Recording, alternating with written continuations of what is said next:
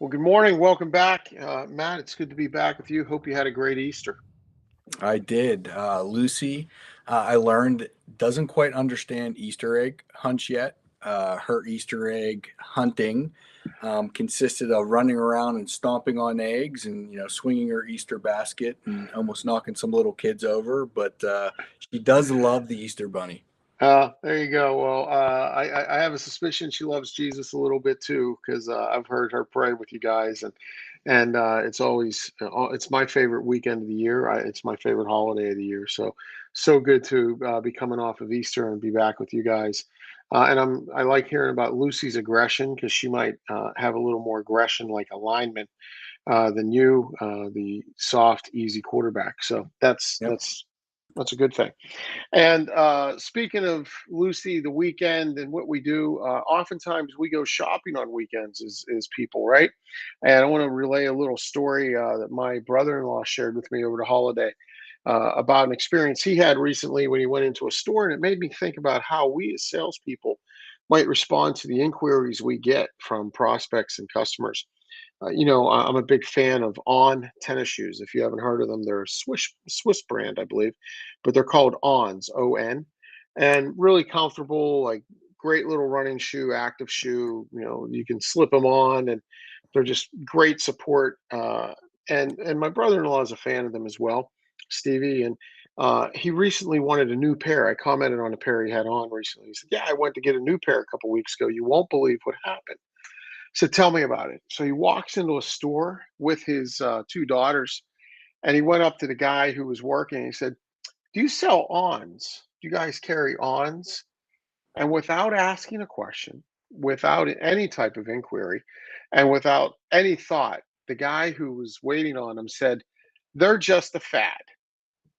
And Steve said, "Well, okay, thank you." And the guy started talking, and he was like, "Okay, I'm done," and just like turned and walked out of the store because he was so repelled by the "it's just a fad." And it made me think, how do we respond to customer inquiries? How do we respond when prospects ask us about something?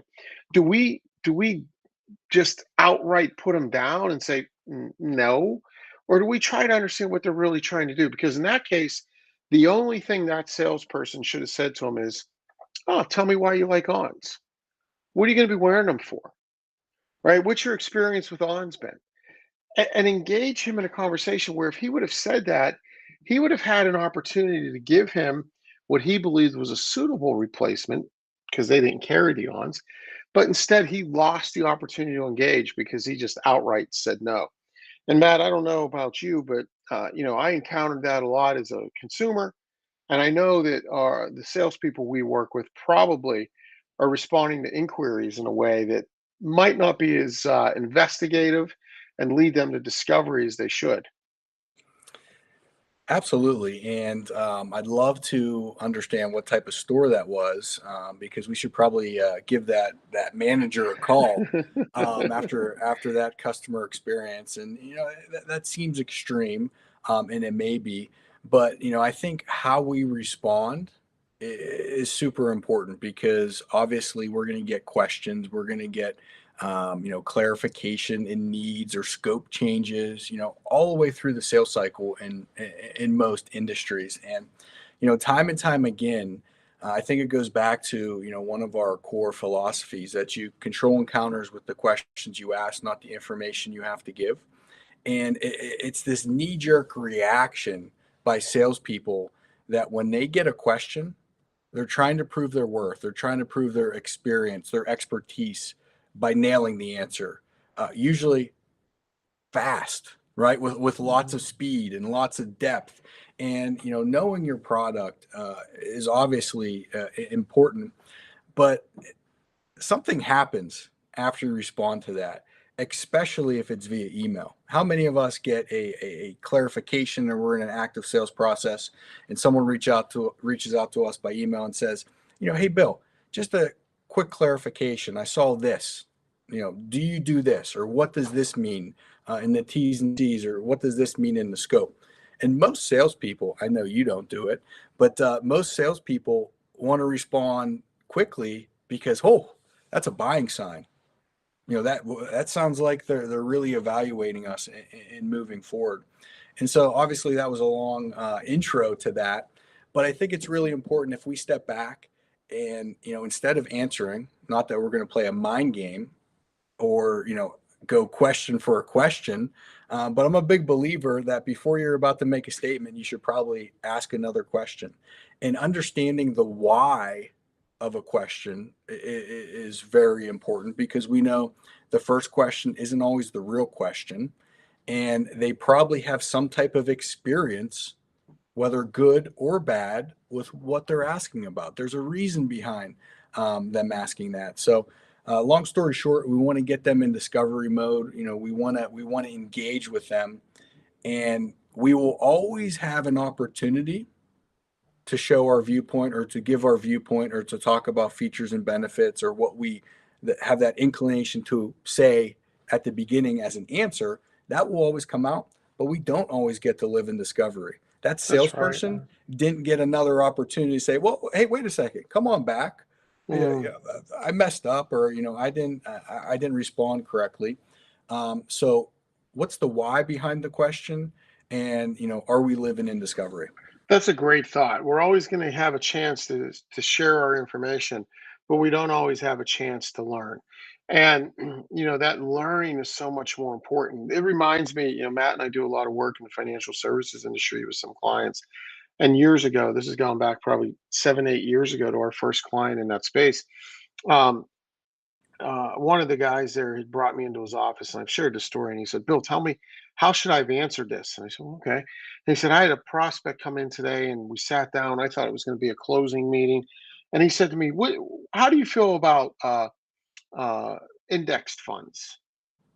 And this guy had an answer that was really detailed, and he went into, wow, index funds are such an important part of a portfolio because, and he shared all the metrics about how it allows you to share an upside with having limited exposure on the downside. And he said, and this guy said, "Yeah, I don't think I should be paying for index funds," and decided not to work with us. He said, how would you have done that? What should I have said? I said, well, you shouldn't have said anything. You should just ask the question.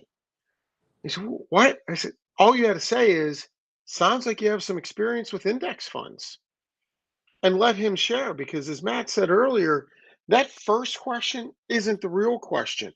This guy really wasn't interested. His real question was not, how do you feel about index funds? His real question was, should I be paying you to have index funds in my portfolio? And why?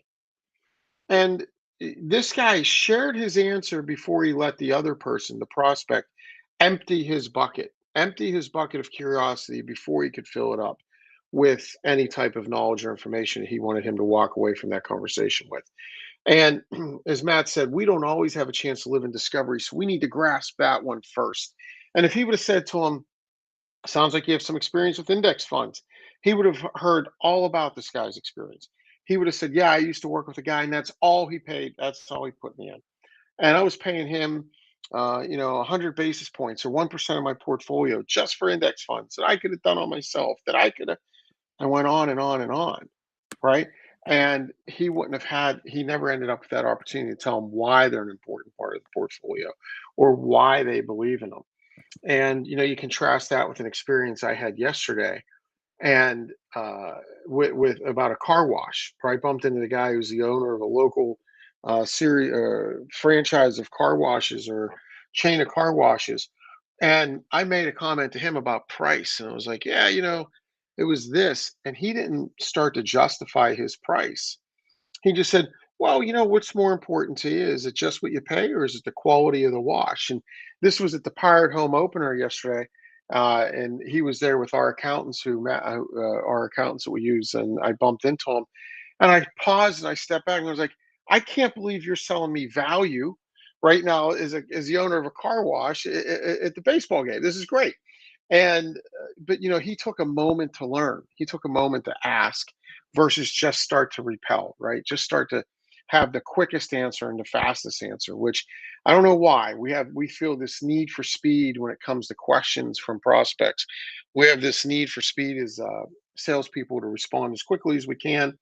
to show, as Matt said, to show our knowledge, to demonstrate how smart we are, to have the right answer. And when we do that, oftentimes we're questioning, or I should say, we're guessing. We're guessing at whether or not our answer is right, and we're really guessing at whether or not it's meaningful or valuable to them.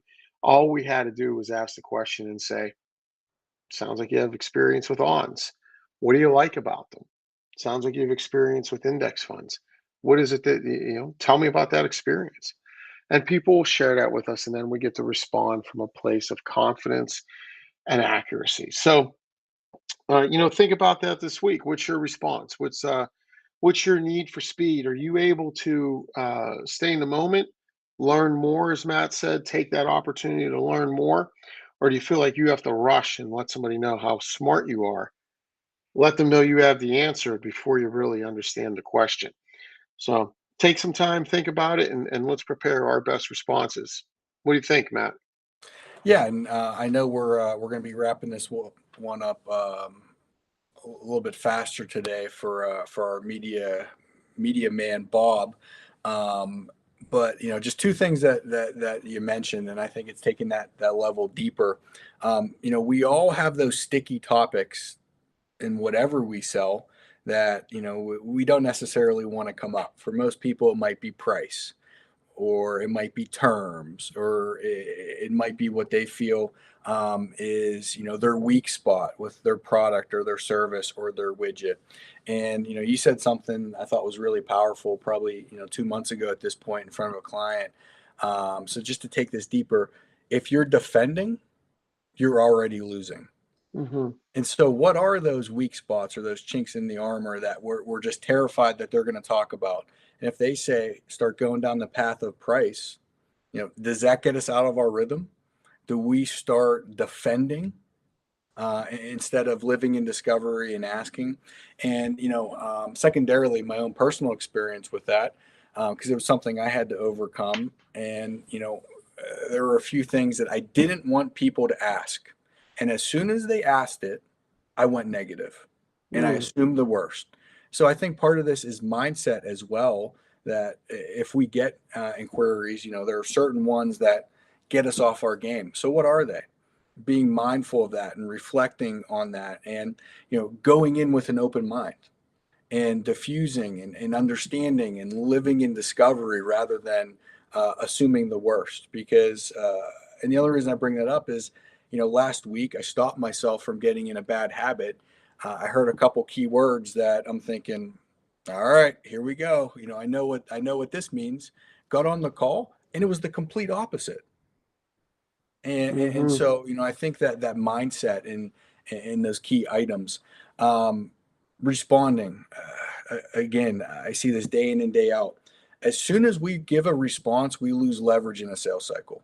And Hmm. again, I'm not saying we're going to manipulate and we're going to hold out and put process above everything else, because there are certain situations where you might need to give in certain things. Not often, but I find it day in and day out that salespeople will get an email, respond as fast as they can, because a lot of salespeople think that speed is their greatest currency of Hmm. what they have, and then all of a sudden they have no leverage because they didn't get a clear next step. They don't have any leverage. That sounded terrible.